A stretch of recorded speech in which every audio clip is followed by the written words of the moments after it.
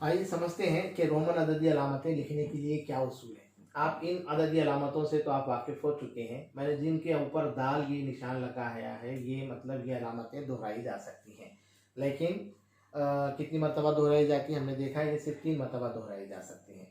Roman अददी अलामतों में सीफर के लिए कोई अलामत नहीं है। जैसा हमारे पास हमारे हिंदुस्तान में सीफर है, तो रोमन अददी अलामतों में सीफर के लिए कोई अलामत नहीं है। सीफर नहीं है रोमन अददी, ये आपको याद रखना है। आप देख लीजिए आई, एक्स, सी और एम, ये अलामतें से दोहराई जाती हैं, वो भी सिर्फ 3 मरतबा हम दोहरा सकते हैं। उनको ज़्यादा से ज़्यादा कितनी मरतबा दोहराई जा सकती हैं? 3 मरतबा दोहराई जा सकती हैं। और ये जो बाकी वाली अलामतें हैं वी, एल, डी, ये अलामतें कभी भी दोहराई नहीं जाती।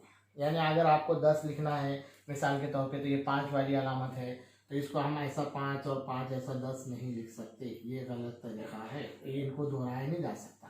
तो ये 3 अलामतें हैं, इनको याद रखना है, आपको ये कभी भी दोहराई नहीं जा सकती। ठीक है। अब वी, एल, डी, इन अलामतों में से किसी में से भी कोई हम तफरीक नहीं कर सकते, है ना। इन अलामतों को किसी में से भी तफरीक नहीं किया जा सकता, किसी और अदद में से हम इसको अदद को नहीं निकाल सकते। जैसे मिसाल के तौर पर ये समझ लीजिए हमको ये एक्स है,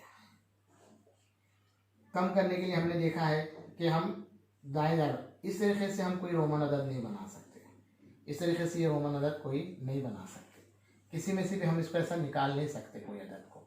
ठीक है, इस तरीके से रोमन अदद हम नहीं बना सकते। आई को सिर्फ एक्स और वी में से ही तफरीक कर सकते हैं। ये जो आई है ये दोनों में से तफरीक होता है। ऐसे ही एक्स जो है एल और सी में से तफरीक होता है। इस तरीके से डी किसमें, सी किसमें, डी और एल में से तफरीक होगा।